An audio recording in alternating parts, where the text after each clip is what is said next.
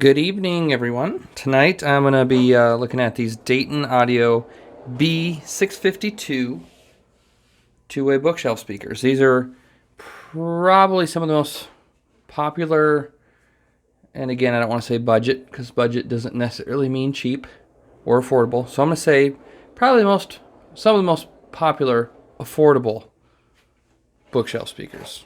But you could even offer or argue affordable, I guess, too. Because what's affordable to you may not be affordable to somebody else, or vice versa. And then I actually already had a set of these once before. I had the B652 Airs with the transducer or ribbon tweeter. And I also had the Dayton Audio MK402Xs. And the Air version of these I sold. I bought the other two at the same time because I just wanted to compare which was better, even though the MK402s are like twice the price. They're like $80. I ended up keeping the MK402s, MK402X, sold the Airs, and I have no idea what happened to the MK402X. I don't remember selling them. I had to have. I don't know. I don't have them anymore. But anyway, I had not had the 652, just the more basic, because the Air is like $10 more. So I wanted to try just the absolute cheapest. And cheapest in a good sense. Cheap is not always bad. Bookshelf speakers. So, I already had these open, so we'll just pull these out. And they come packaged about like any other bookshelf speaker, really. You get manual, and they do give you some speaker wire. I didn't catch the length of it. I'm going to guess probably 6 to 8 feet. I don't know. I'll open it up here in a minute. We'll get this out of the way. Put that over there.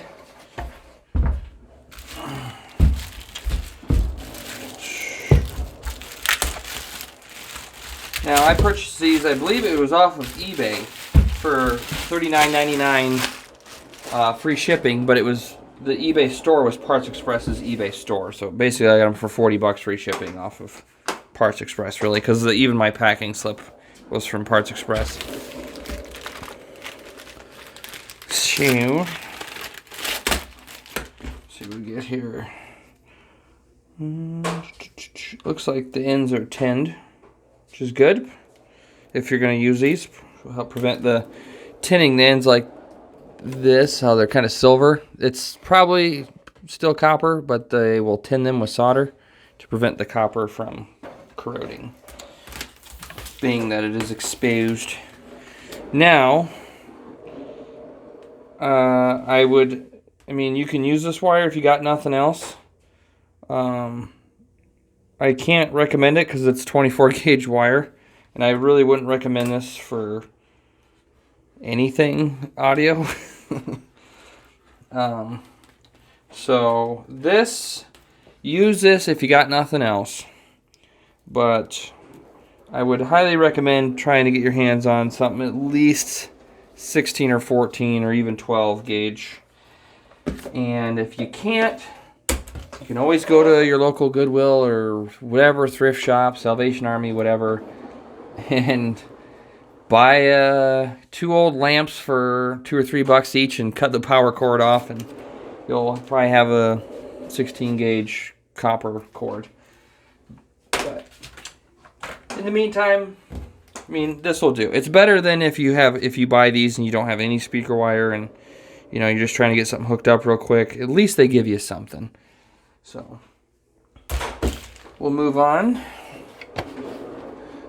These are going to be very basic. It's literally just a box, nothing fancy. I do like that they include the wall mount hook here. They're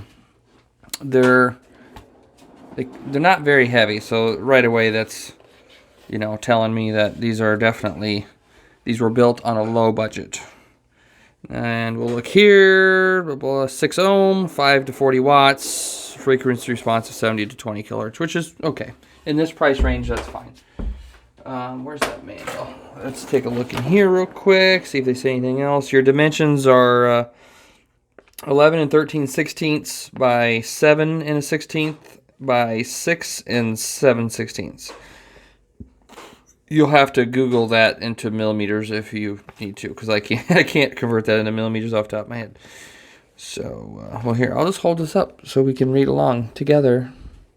You get the keyhole mounting bracket, quick connect push terminals, 6 ohm that we already went over, a 5/8 polycarbonate with ferrofluid, black ebony, what is that, pica? Vinyl, oh, what? Wait a minute. 5/8 polycarbonate with ferrofluid. Oh, then finish, black ebony, pica vinyl on particle board, 6.5-inch polypropylene woofer, blah, blah, blah. 87 decibel efficiency, so not super, pretty average on the efficiency, almost kind of a little bit low even. So, let's see if there's anything else in here that's important. Well, the room placement. They give you a little thing here, connecting your loudspeakers, room placement, cabinet care, and power ratings. And I'm not going to get into all that.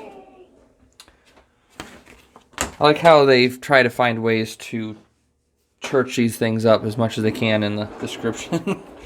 We'll pull a cover off here. And some people don't like these kind of grill covers. I don't really mind them. They do it because it's quick and easy. Really, it's just a 1/4-inch thick piece of MDF or particle board, and they CNC it out. And it's not the best, but it does make for a nice rigid cover. And your basic male-female plastic grommets hold it on, which is fine. Oh, and then the Dayton logo is aluminum. It is metal. On some of the other ones, since it's just pressed in there, I had one where I'd listen to music loud enough, it'd vibrate and fall out, so I had to put a little glue on it and stick it back in there. Not really a big deal, though. And then we're going to look at these quick connect spring terminals, which these have been around forever. I'm sure anyone that's been around audio has seen these things. And it's funny because nowadays these things are, they're considered crap and blah, blah, blah. And if your speaker's got spring terminals, they're junk and everything. Yeah, tell that to a vintage audio lover with a Marantz or Sansui amplifier, because they're old hi-fi amplifiers that they care for so much also have spring terminals, and they don't seem to think that's a problem. So people can debate that amongst themselves. But going around front here, there's your 5/8 polycarbonate tweeter, which this is a very basic tweeter that's been used for quite some time now and about everything. And then your just a very standard polycarbonate woofer or poly woofer or whatever. And it is a sealed. These are sealed, which is probably attributing to that low end of only 70 hertz. I just wish I don't know exactly why they went sealed. I know it's avoiding putting a port on the back, because really good use for these on a low budget, is surround speakers in home theater. You don't want to spend a ton of money on your surround speakers, but you need something a little bit bigger that can get loud. You can crank your movies up. These make excellent surround speakers. And since they don't have a port on the back, and they already come with your keyhole or hanger, you just, they're ready to go. They're ready to hang. Although I would recommend how they got these little rubber feet on the bottom. Get some for the bottom corners, or just right in the middle. I get at least one rubber or felt bumper to put here, so when they hang on the wall and they touch the wall, you don't have two hard surfaces touching, because they will rattle together. So I would recommend definitely putting some sort of felt or rubber bumper on the back here to prevent that. Now, on the other hand, they still could have put a port on the front, or two little ports, or maybe shifted the tweeter over in one bigger port. They could have ported these, but I'm assuming this cheap woofer, just the way it is, it's not, it just doesn't work well in a ported enclosure. And instead of calling up the Chinese manufacturer that makes this woofer and, hey, can you change these specs and stuff so it would work better in a ported box, that would bring costs up. So they took an existing 6.5-inch woofer that's very affordable and worked with that. And that's how these things, you can get a pair of these things for $40. Sometimes they're up to 50, but even at 50, it's still pretty fair. So I think what we'll do, and let's see if I can give you a close-up. I mean, the build quality is not, immaculate, but it's okay. It's more than fine. I have no complaints. I mean, like I said, they're not going to be like some of the premium speakers, even like the DCMs I did that were $80. Those, the vinyl wrap quality on those was pretty good for their price. These are about on par for their price. Focus. There we go. So I think what we'll do here is my usual thing. This was the beginning. Oh, I didn't go over... actually, I don't even know exactly how these sound because I haven't listened to them. I opened them, but I've not actually hooked these up. I listened to the B652 Airs, and I wasn't really impressed. I mean, for the price, they are good, but when they upgraded... I haven't listened to these, so I'm not actually sure, but just from what I know so far, by offering a version of these with a better tweeter, to me, didn't seem to make sense because to me, on the other ones, the woofer seemed like they were the problem. They seem kind of dead and they have no low end and just I mean, since they're sealed, if you turn them up a bit and kind of push them, they kind of come alive. But maybe, I don't know, maybe these tweeters are terrible, but it didn't seem like if I was going to come out with a second version, a little bit better version, maybe just go to a little bit better 6.5-inch woofer and port it instead of putting in because that air tweeter exceeds these woofers. I don't think they belong together. The air tweeter is quite dynamic and clean, and the woofer is not. So my applications for this would be surround sound speakers. You got whatever 5.1, 7.2, 15.8, 4R, whatever surround sound system, and you just need a whole bunch of surround sound speakers. These are very cheap, and they work pretty darn good for it. Or college student just needs some good old budget, affordable bookshelf speakers to stick up and play video games on or listen to some music on, whatever. Great. They're not that big. They're not deep either. I guess we went over the dimensions, but like this is my hand. I don't have very big hands, and yeah.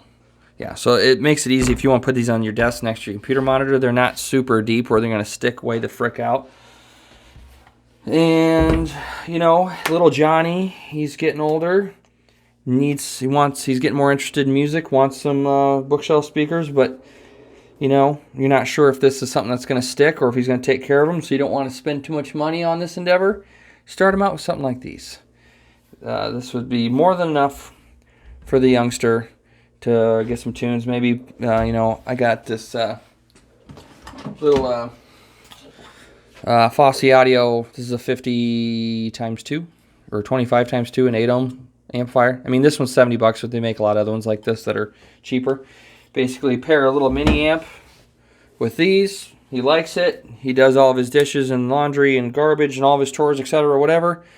You get him a subwoofer for Christmas to go with these. Now he's really rocking. And then he can, they seem to be good quality. Maybe he'll take them on into college with him. So, I mean, you can imagine who would buy these, or if you're someone that's already looking for these, we're going to find out, I guess, because after I take these apart, we're going to look inside, see what's inside these things, look at the drivers, get a little bit more familiar with them. There will be, like all my other videos, there'll be a part 2 that's a sound demo. We'll get them all set up and we'll listen to a couple songs on them. So, let's see. Where's my drill? Let me go find my drill and we'll get these things taken apart. Alright, got my small Black & Decker here. Which I guess is kind of an oxymoron. But we'll get these taken out. Kind of odd, the woofer's held in with Torx style. Oop, come on. Screws, and the tweeters are Phillips.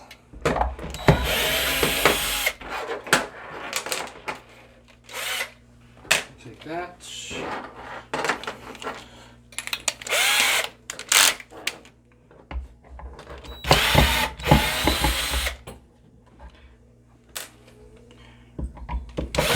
Come on. There we go. One more, folks. Alright. Nope, like usual, they don't want to come out, so. What, hon? You did this. See if we can get underneath him here. There we go. Let's move this guy over here and get him right up in here. What are you doing, Dad? What are you doing? Oh, the vinyl that's wrapped around here has become stuck to some sort of adhesive. Stop. Make sure that stays tucked. Oh wow, this is... I have tweeters that weigh more than this thing. What? Oh, and I can't actually take it out. It is soldered on, which is fine. Oh. Let's see. Very... I mean, it is what it is for them. Quite firm little guy. That's what she said. Now, for is a comparison. Now for Harrison? Is it Harrison? No, I said comparison, honey. Harrison? 6-inch. This is I believe a 4 or 4.5 inch from some old realistic Minimus 7s, or what is it, the X88A or something like that. Yeah. Oh. Bump. But yeah, you can see there's quite a difference in magnet size there. And yes, this one does have a shielding over it, but even this little 4-inch probably weighs twice what this thing weighs. So, yeah. That doesn't always speak volumes, no pun intended. But yeah, I mean, I'm not making fun of this thing. It's exactly what I expected when I took this thing out. It's not like I haven't taken speakers apart like this before. So we'll set him off to the side, just so we can pop that out, and then, yep, cute little, tweeter, I guess. I don't know what to say about it. Plastic front. Yeah, little, what do they call this tweeter? Polycarbonate with ferrofluid. So it's a polycarbonate diaphragm in there. A lot of times, this looks a lot like a lot of the Mylar tweeters used in the past. I like how the piece of damping in there is just stuck in there somewhere. It's not centered or nothing, which may not really matter. They did make an effort to put a piece of poly stuff in there. And then what I'm actually looking for is there any sort of network in here, aka crossover? Ooh, that's a lot of... Okay.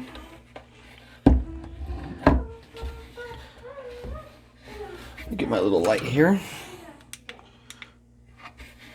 And it looks like there is... All that's in here is there's a capacitor on the tweeter. Nothing on the woofer, which is about how these type of speakers are usually built. So, let me get my light on here. I'm gonna hold this up, and I don't know if you can see right down that brown and black down in there. That's a cap, a small capacitor. I can't see any numbers on it, so I can't. If I could see the value on it, I could tell you where it's being crossed over at, but I can't. So maybe I'll take the other woofer out real quick off camera and see if I can get a number on that, and then somewhere let you guys know where these are being crossed over. I'm gonna assume it's fairly high. So if I remember right, that's a pretty small cap. Because I know like these type of tweeters usually only get down to around 3,000 to 5,000 hertz. So I'm guessing this thing's probably crossed over somewhere in that 3,000 to 5,000 range. And then, I mean, the woofer is not being crossed at all. The woofer, the only thing crossing it over is its own sheer weight of its cone not being able to produce higher frequencies. I mean, this thing is probably going to run up to about 5 or 6, and then just physics are going to take over, and it's just not going to be able to go any higher without, it's just not going to do it. Not going to get too technical on that, but... a lot of times you can get away with not putting any sort of filter on a woofer just because of its own physical limitations will limit it. And then you stick basically that capacitor is just acting as a low frequency or bass stopper on the tweeter, preventing low frequencies from getting to the tweeter and damaging it. So, arguably, I wouldn't really call it a crossover because it's not filtering for both drivers. I think of it as more just a base stopper so the tweeter doesn't blow out as soon as you plug them in. So, I will, forgetful tonight. Let's look at the cabinet thickness. I would say with the chamfer in this, these are probably 1/2 inch thick walls, which is meh. It's fine. I mean, I thought about maybe some of the other things I do. I like to take cheap or old speakers and make them better. It's kind of something I've been doing a long time. I find it fun to take just a crap speaker or an old speaker and fix it and make it much better than it was. Something like, I thought about doing a video where trying to keep the budget down, add some internal bracing,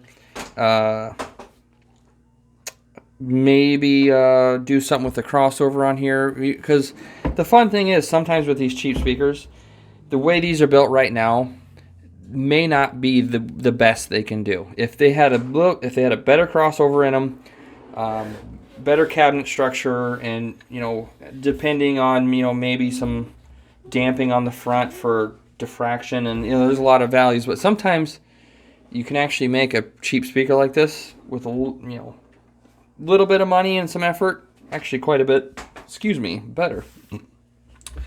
Anyway, enough rambling, and I'm gonna get these put back together and we'll listen to them. I haven't decided if I'm gonna compare them against anything else yet, because I don't have any other bookshelf speakers that are as cheap as these.